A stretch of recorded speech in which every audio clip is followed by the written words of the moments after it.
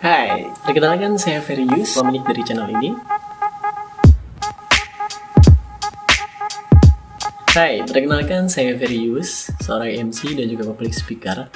Dan banyak banget yang tanya gitu kan ya, apa sih sebenarnya public speaking itu? Katanya, di antara beberapa profesi, salah satu yang menjanjikan itu adalah public speaking. Oke, ada beberapa hal yang bisa menjelaskan kenapa public speaking itu bisa menjadi profesi yang menjanjikan. Yang pertama, katakanlah kalau kita pas waktu masih sekolah gitu kan, ya di SMA atau mungkin di perkuliahan gitu kan, public speaking itu menjadi salah satu soft skill yang mana itu penting banget. Karena kita bisa mengungkapkan pendapat. Kalau nggak gitu kita bisa berbicara, mengungkapkan apa yang ingin kita sampaikan kepada orang lain itu secara baik dan juga benar. Pasti sebenarnya public speaking itu. Jadi public speaking ini adalah sebuah cara komunikasi untuk menyampaikan pesan ataupun juga informasi di depan khalayak umum. Khalayak umum di sini yang dimaksud adalah sekelompok kumpulan orang yang ada di dalam suatu tempat. Yang itu bakal menjadi sebuah komunikan, dan kita di sini adalah sebagai komunikator ya. Public speaking di sini pada umumnya tujuannya adalah untuk menyampaikan informasi, menghibur orang, dan juga mengajak ataupun juga mempengaruhi orang lain. Keuntungan public speaking itu banyak banget, seperti yang sudah saya sebutkan tadi, untuk menyampaikan informasi ataupun juga untuk menghibur dan juga untuk mempengaruhi banyak hal. Nah, untuk profesinya sendiri ini macam-macam. Tidak hanya perusahaan formal, banyak banget perusahaan informal yang juga membutuhkan skill dari public speaking. Salah satunya adalah di bidang entertain. Di bidang entertainment, public speaking ini bisa menjadi salah satu kunci dalam sebuah acara atau juga hiburan. Termasuk adalah seorang MC, ataupun juga pembawa acara, ataupun juga host. Ini bertiga ini beda loh ya. Dan bisa dibilang public speaking ini merupakan salah satu pekerjaan yang tidak terlalu berat untuk para expert, tapi berat banget untuk mulai dan juga belajarnya untuk public speaking ini. Karena ada banyak sekali dasar-dasar yang harus dipelajari, mulai dari teori dan juga teknik, olah vokal, mengatur diksi, dan lain sebagainya. Ada banyak banget profesi yang membutuhkan skill public speaking tinggi. Yang pertama adalah trainer. Trainer atau juga pelatih ini di sini memang membutuhkan yang namanya adalah skill public speaking yang bagus. Karena seperti fungsi dari public speaking tadi adalah mempengaruhi orang. Trainer di sini mempengaruhi orang yang belum bisa melakukan suatu hal untuk bisa melakukan suatu hal.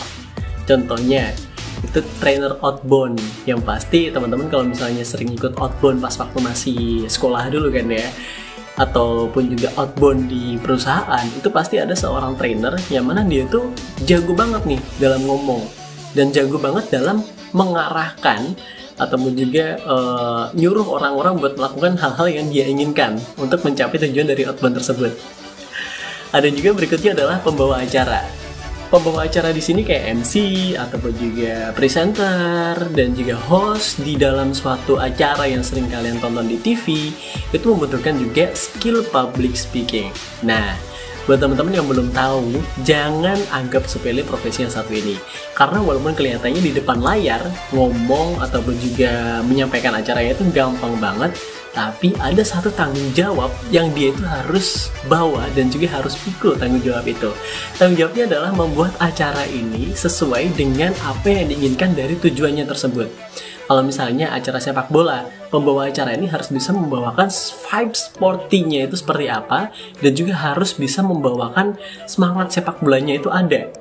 Dan selain itu, juga untuk pembawa acara misalnya kayak MC di acara pernikahan, itu bagaimana bisa mendapatkan untuk vibes sakralnya, atau mungkin juga bisa mendapatkan bagaimana momen harunya, itu kuncinya adalah dari pembawa acara tersebut.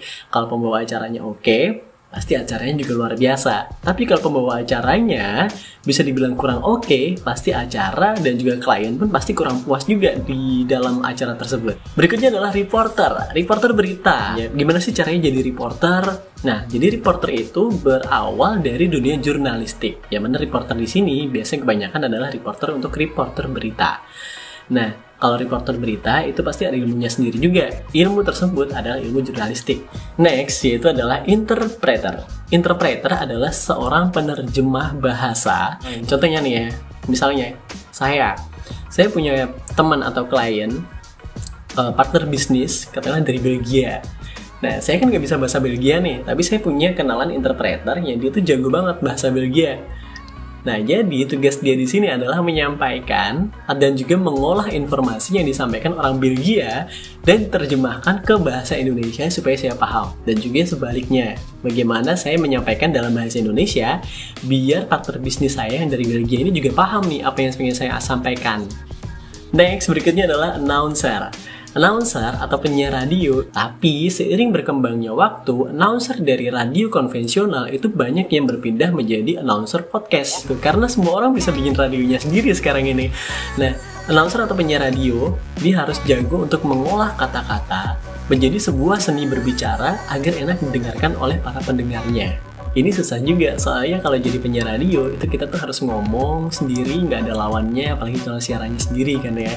Harus ngomong sendiri dan kita nggak bisa nebak nih gimana ekspresi dari pendengar dan lain sebagainya. Itu berdasarkan insting aja dan juga jam terbang. Jadi beberapa pengertian seputar public speaking dan juga intro seputar public speaking.